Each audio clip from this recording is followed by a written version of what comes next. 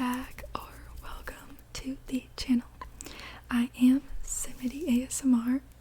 Today we're gonna do another one of my guided story visualization videos. So it's kind of like a first or a second person story.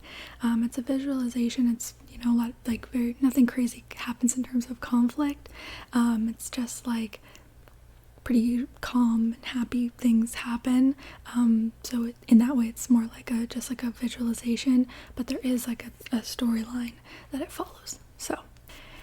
And this, I believe, is the fifth one that I'm doing on this channel. They're all in the same universe, but you don't have to have seen all of them for it to make sense. They function as like individual stories as well. So what's happened so far in the story is that you were traveling to a destination, you stopped at a gas station, and you saw a mysterious door that was made of wood and had leaves around it. And you went through the door and you found like this little world. It's like a snowy woods with a village in it and a big cabin, and it's filled with talking animals, and there's people, and everyone goes there by magic to escape from the craziness and the pacing of the outside world to take a break. So you have met a lot of the animals, you have met one person so far, and right now a mouse that you had met is about to, well, she's given birth, so you are about to go with your new friend Charlotte, who is a lawyer. The two of you are about to see the little mouse babies.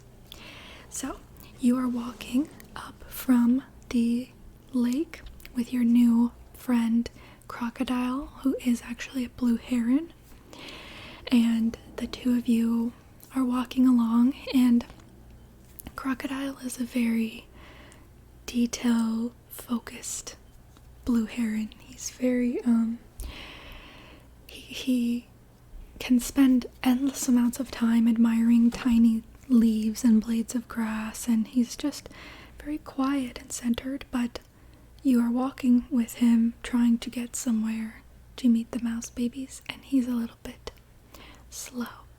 So as you're walking along, he keeps pointing out, oh look how the frosty grass is melting. Look how there's new growth underneath. Look how the moss is growing in again.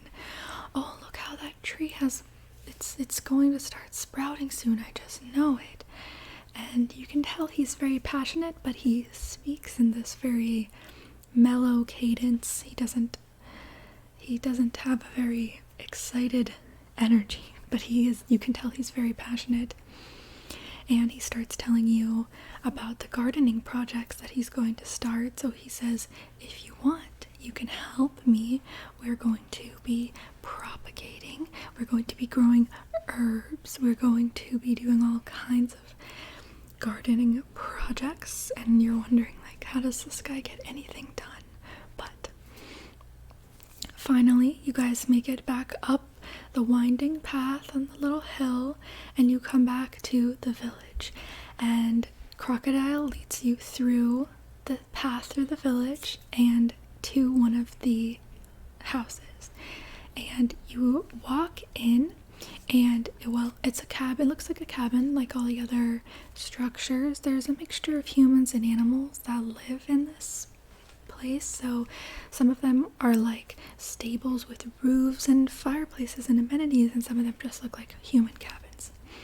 But clearly this building you have just walked into serves as a medical building. So you enter, and there's kind of like almost like a waiting room where there's other animals sitting there waiting. There's a large mother bear and a cub, and the mother bear looks like she's really trying to keep her eyes open. And there's a few rabbits and a couple of deer, and you recognize one of them as your friend Claudius, who was the first creature that you met when you arrived. And Claudius says, hello, and hello, Crocodile. How are you? I'm waiting for the babies to be born. I'm so excited. We're just hanging out and waiting to see. And you're surprised because Claudius is like the most social of deer, but you think it's very nice that he is so excited about these little mouse babies. So as you go to sit down and wait, your friend Charlotte, she's a very busy lawyer, but she comes here and you can tell she has a great relationship with all of the animals. And she's very kind, and she has very, very long hair, like very long curly brown hair. So she comes out into the area you're all sitting and she says she's had the babies, so please everyone come in and you can meet them. She's ready for everyone to meet them. Now, this mouse, before having her babies, talked so much about how excited she was. She would run around in circles and just chatter about how she was so thrilled to have her babies. So you walk into the room that Charlotte leads you all to, and the mouse is there with her tiny little mouse babies that are just like, they breathe so quickly, and they're just little curled up little, mice kind of look weird when they're first born. They look like thumbs, but they're very cute looking thumbs. And you go up to the new mouse mama and you say congratulations, and then you kind of panic for a second because you never actually learned her name, and Charlotte sees you kind of hesitate and goes, yes, Harriet, congratulations. And you're all, okay, yes, congratulations, Harriet. So you look at all the little mouse babies, and everyone takes turns kind of oohing and awing at them, and they're just so cute.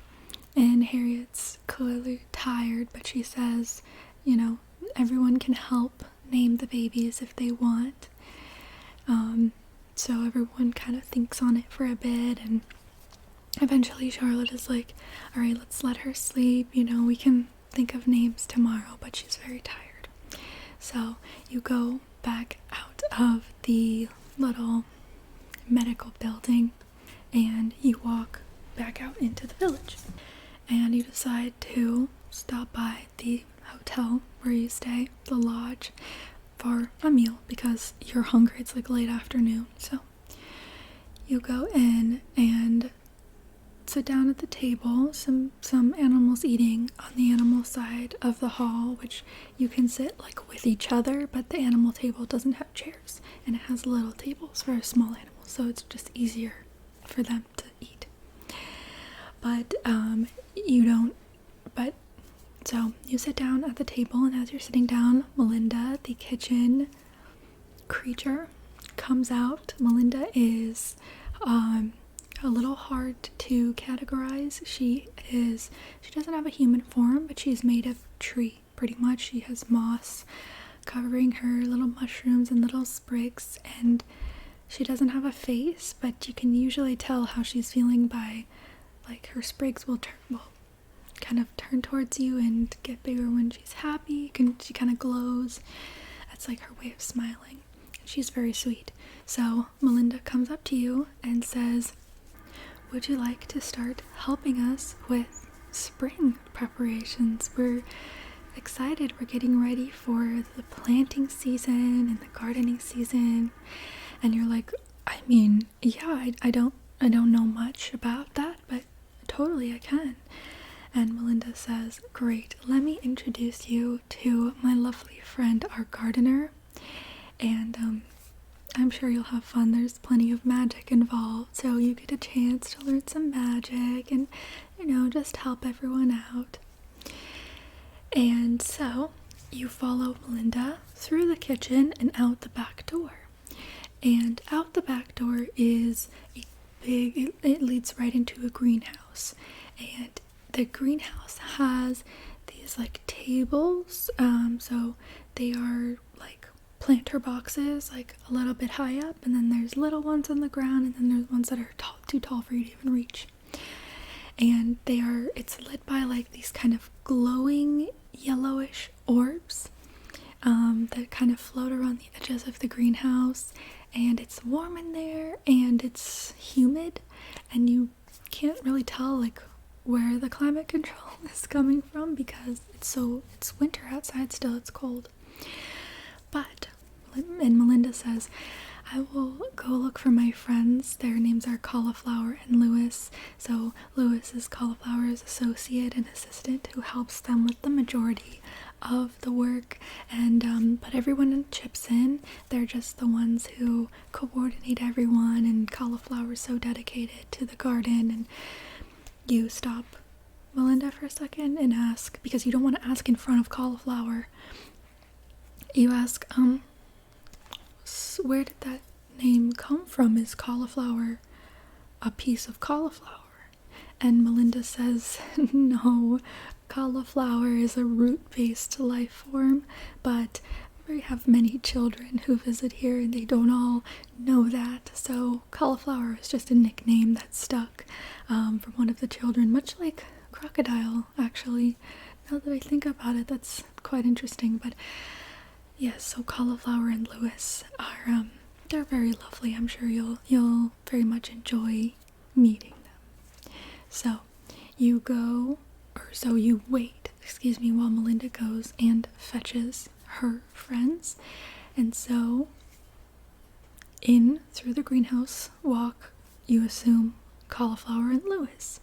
And cauliflower is indeed a root-based life form. Cauliflower has arms and legs, but walks on all fours, and is a little bit round and has a face that's sort of lumpy and sort of like a lumpy root small hippo. And you take in the sight. You are used to meeting strange creatures here. And Lewis has a humanoid form, but is just made of pretty much exactly the same golden light as the other orbs that are floating around. So this is very, you're like, okay, all right, I can do this. It's hard enough to meet new people, but they approach, and Cauliflower introduces herself first and says, hello, I'm Cauliflower. I am the head gardener. I'm happy to have you on and teach you. Please listen to everything I say, and if you don't understand what I'm telling you, please don't do it anyway. Please just stop and ask one of us for help. This is Lewis, my assistant. And Lewis says, hi, I can help teach you as well. We're happy to have the help. And so you greet them both, and Melinda turns to go back to the kitchen, and you're like, okay, I've just met these folks, so you're not quite sure really where to jump in. But Cauliflower says, well, it's great to have you here. I actually heard some rumors about you, because of course you found the door by accident, and you're the first person to ever come there by accident, because normally the knowledge is passed down through families or found in old books of how to get to this world. So you have a bit of a reputation. So Cauliflower says, that's very interesting. Have you spoken to that old guy? I can't quite remember his name. It's some distinguished name, that old bear. And you're like, oh yes, I've met him. Yes, he was a very interesting old man. I assume he's still researching me and how I came to be here. I should go visit him actually later.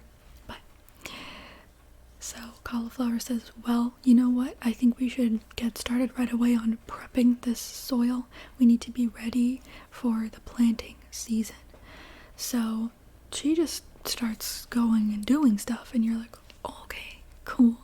And Lewis says, here, let me show you what to do. So have you done magic before? And you look at them and you're like, well, one time when I first got here, I made a light appear in my hand, and you've kind of been reading some of the library books that Asha the librarian gave you, but you're certainly not an expert. So you look at Lewis and you're like, yeah, I made a light one time. That's good. That's kind of it. And so they go, Okay, well, it's actually really easy. Gardening magic is probably one of the easiest forms. Don't tell cauliflower I said that, but it is. It's really more about consistency and hard work. So we don't need to do much right now. We just need to be optimizing the soil. So, we want the right balance of nutrients and nitrogen and the potassium and phos. I'm sure cauliflower will tell you exactly what it's called. But really the soil wants that too, so we really just have to give some energy to the soil and the soil will sort itself out. So here's what you do.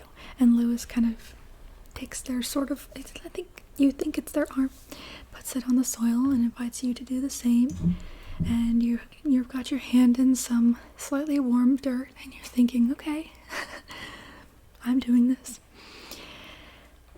And Lewis tells you, okay, take a deep breath. So you take a deep breath. And you feel the soil and it starts to feel a little warmer. And Lewis says, all right, now really what you want to do is just invite the soil and give some energy to the soil to have it do exactly what you both want it to do, which is have the right nutrients. So you don't need any fancy words, you don't need any spells. Just close your eyes and connect with the soil. Think about what's best. Think about what you want and what the soil wants. Think about how you're on the same page. You both want all the good minerals in there. You both want it to be optimized for planting because the soil wants nothing more than to have plants in it. So you close your eyes and you're sitting there with your hand in the dirt and it is actually feeling kind of warm now and you're feeling almost like a friendship with this dirt and you're thinking, it's alive, it's dirt and it's everywhere and there's just a little bit here right now in front of me and I want to help this dirt.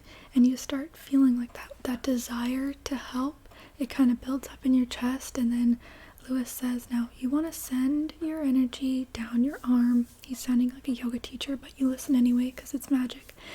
And so that feeling of wanting to help, you try and push it down your arm and it goes down your arm and it goes out your hand and into the soil. And then it feels super warm for a second and then it stops and it feels like normal soil. And Lewis steps back and says, that was great. They kind of like pick it up, kind of sniff the soil a little bit and shift it between their fingers. Well, kind of fingers. And they're like, I didn't do anything. That was all you. That was great. You did great. You have that desire. You know what it is that you felt, like the desire to help someone you felt connected to, even if it's just dirt. You'll be great at magic because that's the core of it.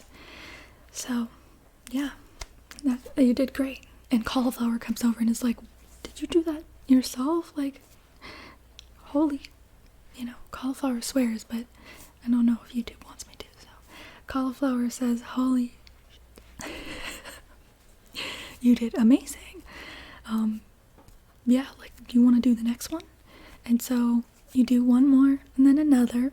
And then cauliflower says, all right, it's your first day. You've done enough. Why don't you go? I actually heard Asha said that she's doing some sort of meetup tonight because there's supposed to be Northern Lights. So why don't you go to the library and visit her and see what that's about? Eat something. You've done enough for today. So you go to the kitchen and you grab a snack because you didn't eat before when you were going to.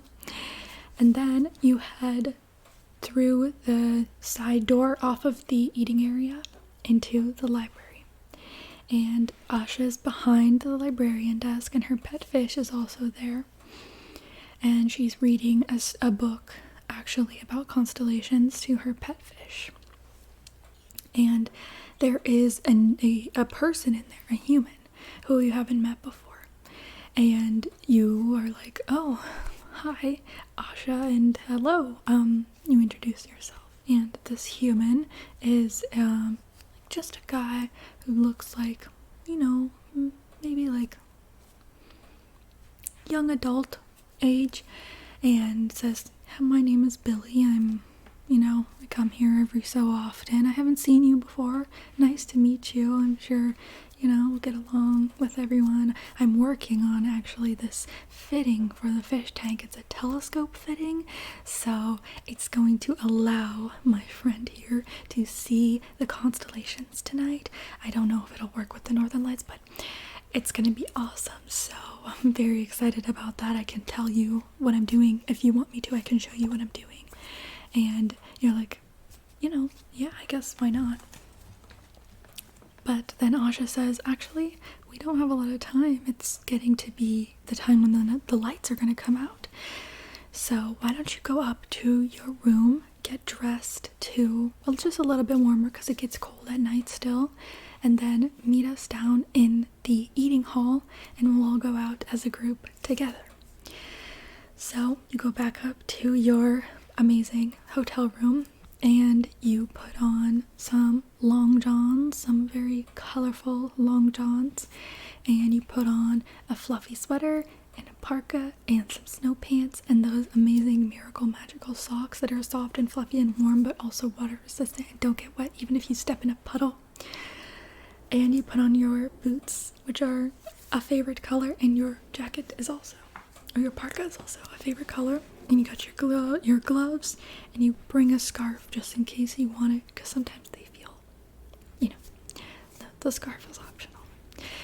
And you head down to the main area, and Melinda is there with a very large kind of casket, not a death casket, but like a wine like a casket that would hold like bottles of liquor. And it's floating in front of her, so Melinda can float things in front of her. And you ask her what it is, and she says, oh, I'll show you once we get there. So a bunch of folks show up. Charlotte is there, Billy is there holding the fish tank with the telescope apparatus attached to it, and Asha's next to them. Asha's made of amethyst. And Claudius the deer is there. Your 3 other deer friends are there. Justine, you can't remember the other 2 names, but you will. There's a few bears and cubs, a bunch of rabbits, and Charlotte is carrying Harriet in like a little pouch, very, very bundled up, so that Harriet can see the lights. Her mouse husband is watching the babies with the medical staff. So once everyone gets there, you all head out, and Charlotte tells you it's like a bit of a hike, like half of a mile. So everyone kind of treks up, and you're like, ooh, it's so strange. You're just walking in this group with all these animals, and you're kind of crunching the snow, going up the mountains, and everyone walks up. They're kind of just chattering, talking. You are talking, you're next to Asha, so you're talking to her kind of about the books you've been reading, the magic books, and she's like, I can totally recommend you some more. I'm so proud that you did so amazingly at garden magic on your first try. That's awesome. It's indicative of a very excellent personality as well, so good on you. And you guys walk all the way up to the top of this like crest, like a little mountain, but it's more of a hill. And it's clear at the top, like there's not a bunch of trees at the top, and you can see like the huge big sky. It's like this whole like just wide big sky, and you can see down the horizon where the trees start. And you can see, just looking at the forest, that still has like that light dusting of snow, and you know it's gonna melt soon. You know it's gonna be spring soon. And so everyone kind of takes out some blankets, sets them down, sits down, and people start conjuring like little fires. So there's kind of fires floating around, keeping everyone warm. And then Melinda opens the big casket and starts handing everyone these like wooden bottles with wooden lids, and you open it and it's hot chocolate. So everyone sits down, and it's like the best hot chocolate. It's like drinking melted chocolate. It's like the perfect temperature. It's hot enough that it warms you up but doesn't burn your mouth, and it just like sits really nicely. It like calms you down just like from the inside out, and you're warmed up from the inside out, just like the most like rich chocolate flavor. And next to you, Billy and the fish they're discussing the stars. So the fish is looking through the telescope and pointing out the constellations, and Billy has his own telescope, and they're very engaged in discussion about Orion and one of the dippers. And there is another human sitting with Charlotte and Harriet, like a woman. You can't tell quite how old they are, but the three of them are kind of chatting and drinking. And then all of a sudden, you hear Harriet squeak, and she goes, "Look, there they are, the lights!" And you look up, and it's the Northern Lights. So it's beautiful. It's one of the wonders of the world. It's like a ribbon of green across the sky, and if you look at it closely, you can see that it ripples like a ribbon too, like almost like a piece of ribbon candy in the sky.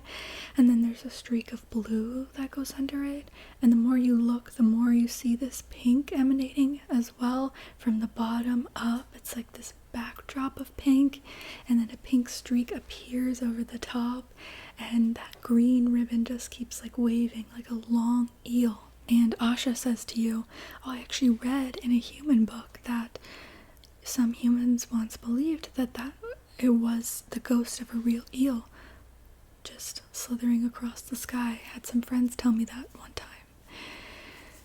And you just look and think about all of the stories that we've always told ourselves about the stars and the Northern Lights, and you wonder which are true, and how would you ever know? And it makes you feel small, but in a good way, and it looks almost like it's like painted, like the sky is painted with like glowing paint, and the colors shift, and there's occasionally like some blue streaks that come in, but the best part to look at is that green ribbon just waving along. And when you look up as well, there's like it's like a pink ceiling above you as well. And once, everyone has been sitting there for a while, they fade away, and you can see the stars behind them. They look so bright because it's so dark out there.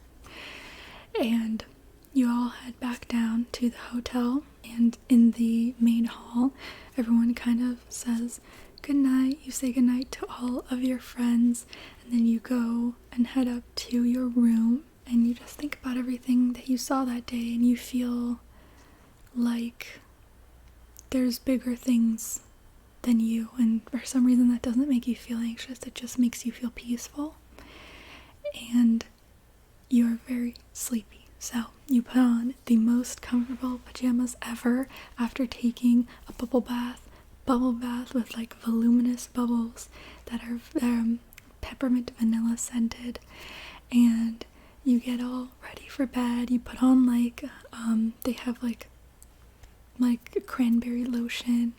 They're probably gonna start phasing out the winter products, but you get your super cozy pajamas on, you get snuggled into bed, drink some water, and you put a show on the TV, and you just drift off, just feeling very peaceful and safe.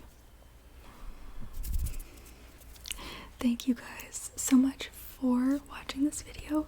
I hope that you liked it. Where's my message box? Let's get a quick message. I don't always have ideas for these story videos, so sometimes they're kind of farther apart. I think so I'm not sure when the next one will come, but it'll probably be like more spring themed. I think I've done that one already. But yeah, let me know if you guys still like watching these. I love making them. I think they're just so much fun. But yes, okay, let me get a mess. I have like 1 minute of footage left. Oh, this one's funny. It says, "I think you are cool." It has this little glasses face. I do think you are cool, and we are all allowed to define our own versions of cool, and it can be true for all of us, as long as you're not hurting anyone or yourself. I think you are very cool. And I hope that if you are going to bed, you are feeling more cozy, relaxed, and have an excellent sleep and wake up feeling refreshed. And if you are getting stuff done, I hope you're able to focus and get everything done that you would like to. And if not, I hope that you don't beat yourself up about it, because that is the most important part. And above all else, I hope that you guys have an amazing rest of your day/night.